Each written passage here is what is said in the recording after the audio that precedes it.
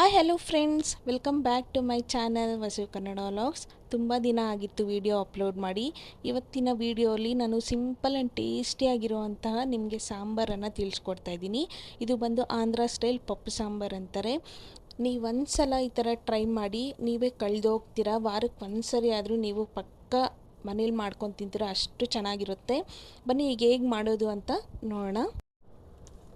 ಇಲ್ಲಿ ನಾನು 2 types of ಬೇಳೆ ತಗೊಂಡಿದ್ದೀನಿ. ತೊಗರಿ ಬೇಳೆಯಲ್ಲಿ 2 ಟೈಪ್ಸ್ ಬರುತ್ತೆ ಅಲ್ವಾ, ಎರಡು ಮಿಕ್ಸ್ ಮಾಡಿ ತಗೊಂಡಿದ್ದೀನಿ. ತುಂಬ ಟೇಸ್ಟ್ ಅಂತೂ ತುಂಬ ಚೆನ್ನಾಗಿರುತ್ತೆ.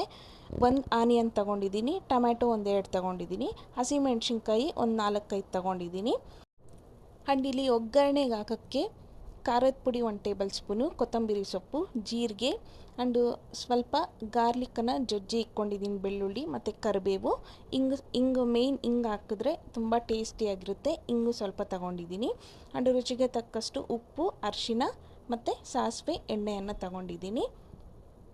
ಈಗ ಒಂದು ಕುಕ್ಕರಲ್ಲಿ 2 ಟೈಪ್ ಆಫ್ ಬೇಳೆನೂ ಹಾಕ್ಕೊಂಡು ಚೆನ್ನಾಗಿ ತೊಳೆದು ಪಕ್ಕಕ್ಕೆ ಎತ್ತಿಕ್ಕೋಬೇಕು. ಈಗ ಅದಕ್ಕೇ ಹಸಿಮೆಣ್ಸಿನ್ಕಾಯಿ, ಟೊಮ್ಯಾಟೊ, ಈರುಳ್ಳಿ ಸೇರಿಸ್ಕೊತಾ ಇದ್ದೀನಿ. ಬೆಳ್ಳುಳ್ಳಿ ಬೇಕಿದ್ದರೆ ನೀವು ಬೆಳ್ಳುಳ್ಳಿ ಸಹ ಹಾಕ್ಕೋಬೋದು. ಇಲ್ಲಿ ನಾನು ಒಗ್ಗರಣೆಗೆ ಬೆಳ್ಳುಳ್ಳಿ ಹಾಕ್ತಾಯಿದ್ದೀನಿ. ಓನ್ಲಿ 4 ಇಂಗ್ರೀಡಿಯೆಂಟ್ಸ್ ಹಾಕ್ಬಿಟ್ಟು ವಾಟರ್ ಹಾಕ್ಬಿಟ್ಟು 1-2 ವಿಸಿಲ್ ಬರೋವಷ್ಟು ಕುಕ್ ಮಾಡ್ಕೋಬೇಕು. ಹಾಗೆ ಮೇಯ್ನ್ ಜೀರಿಗೆ ಹಾಕಬೇಕು. ಜೀರಿಗೆ ನೀವು ಒಗ್ಗರಣೆಗಾದರೂ ಹಾಕ್ಕೋಬೋದು, ಡೈರೆಕ್ಟ್ ಇದರಲ್ಲಿ ಕುಕ್ ಮಾಡೋಕ್ಕಾದರೂ ಹಾಕ್ಕೋಬೋದು. ಕುಕ್ ಮಾಡೋಕ್ಕೆ ಹಾಕ್ಕೊಂಡ್ರೆ ಟೇಸ್ಟ್ ತುಂಬ ಚೆನ್ನಾಗಿರುತ್ತೆ. ಈಗ ನಾವು ವಾಟರ್ ಹಾಕ್ಕೊಂಡು 1-2 ವಿಸಿಲ್ ಕೂಗಿಸ್ಕೊಂಡ್ರೆ ಸಾಫ್ಟ್ ಆಗೋವರೆಗೂ 2 ಇಲ್ಲ 3 ವಿಸಿಲ್ ಕೂಗಿಸ್ಕೊಂಡ್ರೆ ಫುಲ್ ಸಾಫ್ಟ್ ಆಗುತ್ತೆ. ಉಪ್ಪು ಬೇಕಂದರೆ ಇವಾಗೇ ಹಾಕ್ಕೋಬೋದು, ಇಲ್ಲಾಂದರೆ ಮತ್ತು ಸಾಂಬಾರಲ್ಲಿಗೆ ಸಹ ಹಾಕ್ಕೋಬೋದು. ನಾನಿಲ್ಲಿ ಉಪ್ಪು ಹಾಕೋದಿಲ್ಲ. ಉಪ್ಪು ಹಾಕೋದ್ರಿಂದ ಸರಿಯಾಗಿ ಬೇಳೆ ಎಲ್ಲ ಬೇಯೋದಿಲ್ಲ. ಸೊ ಅದಕ್ಕೆ ನಾನು ಇಲ್ಲಿ ಉಪ್ಪು ಹಾಕ್ತಾಯಿಲ್ಲ. ನೋಡಿ, ಈಗ 2 ವಿಸಿಲ್ ಬಂದಾಯಿತು. ನಾನು ಓಪನ್ ಮಾಡ್ತಾಯಿದ್ದೀನಿ. ನೋಡಿ, ಚೆನ್ನಾಗಿ ಬೆಂದಿದೆ. ಈಗ ಇದನ್ನು ಪೂರ್ತಿ ಸ್ಮ್ಯಾಶ್ ಮಾಡ್ಕೋಬೇಕು.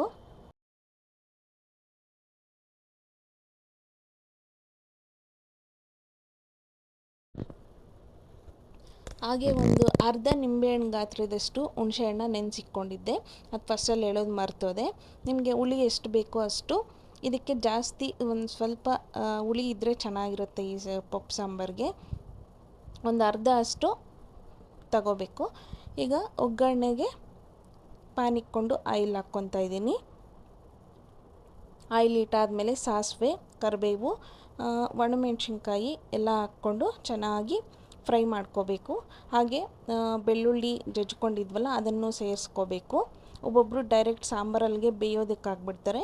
ಈ ಥರ ಒಗ್ಗರಣೆಗೆ ಹಾಕಿದ್ರೆ ತುಂಬ ಟೇಸ್ಟ್ ಅಂತೂ ತುಂಬ ಚೆನ್ನಾಗಿರುತ್ತೆ ಪಪ್ಪು ಸಾಂಬಾರು. ಹಾಗೆ ಹಿಂಗೆ ಹಾಕ್ಕೊತಾ ಇದ್ದೀನಿ. ಈ ಒಗ್ಗರಣೆ ಅಲ್ಲಿಗೆ ನಾವು ಈಗ ಒಂದು ಟೇಬಲ್ ಸ್ಪೂನಷ್ಟು ಖಾರದ ಪುಡಿ ಮತ್ತು ಅರಿಶಿನದ ಪುಡಿ ಇಲ್ಲಿ ಸೇರಿಸ್ಕೊತಾ ಇದ್ದೀವಿ.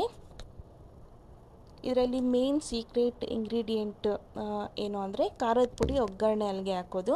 ಈ ಥರ ಒಗ್ಗರಣೆ ಅಲ್ಲಿಗೆ ಹಾಕಿ ಇಮಿಡಿಯೇಟ್ ಡೈರೆಕ್ಟು ಸಾಂಬಾರಲ್ಲಿಗೆ ಹಾಕ್ಬಿಡಬೇಕು.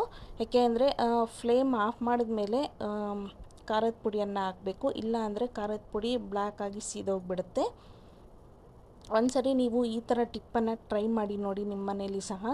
ಒಗ್ಗರಣೆಗೆ ಬೆಳ್ಳುಳ್ಳಿ ಮತ್ತು ಖಾರದ ಪುಡಿ ಒಗ್ಗರಣೆಗೆ ಹಾಕಿ ನೋಡಿ, ಅದೇ ಟೇಸ್ಟ್ ಬೇರೆ ಥರ ಇರುತ್ತೆ.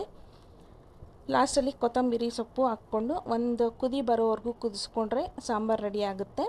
ಉಪ್ಪು ನಾನು ಫಸ್ಟೇ ಹಾಕ್ಕೊಂಡಿಲ್ಲ ಅಲ್ವಾ. ಈಗ ನಮಗೆ ಚೆಕ್ ಮಾಡಿಕೊಂಡು ಉಪ್ಪು ಎಷ್ಟು ಬೇಕೋ ಅಷ್ಟು ಲಾಸ್ಟಲ್ಲಿ ಹಾಕ್ಸ್ಕೊಂಡು ಒಂದು ಕುದಿ ಬರೋವರೆಗೂ ಕುದಿಸ್ಕೊಂಡ್ರೆ ಸಾಂಬಾರು ರೆಡಿ ಆಗುತ್ತೆ. ಸಿಂಪಲ್ಲಾಗಿ ಈಸಿಯಾಗಿ ಸಾಂಬಾರನ್ನು ಮಾಡ್ಬೋದು. ತುಂಬ ಚೆನ್ನಾಗಿರುತ್ತೆ. ಒನ್ಸ್ ನೀವು ಟ್ರೈ ಮಾಡಿ ನೋಡಿ. ನೀವು ವಾರಕ್ಕೆ ಒಂದು ಸಾರಿ ಆದರೂ ತಿನ್ನಬೇಕು ಅನಿಸುತ್ತೆ ಈ ಪಪ್ಪು ಸಾಂಬಾರು. ನಮ್ಮ ಮನೇಲಂತೂ ಆಲ್ ಟೈಮ್ ಫೇವ್ರೇಟ್ ಇದು.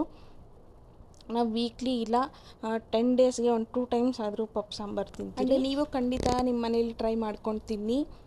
ಆ್ಯಂಡ್ ನಿಮ್ಗೆ ಈ ವಿಡಿಯೋ ಇಷ್ಟ ಆಗಿದ್ದರೆ ಲೈಕ್ ಮಾಡಿ, ಶೇರ್ ಮಾಡಿ, ಕಮೆಂಟ್ ಮಾಡಿ. ಹಾಗೆ ನಿಮ್ಮ ಮನೇಲಿ ಹೇಗೆ ಬಂತು ಅಂತ ಕಮೆಂಟ್ ಮಾಡಿ.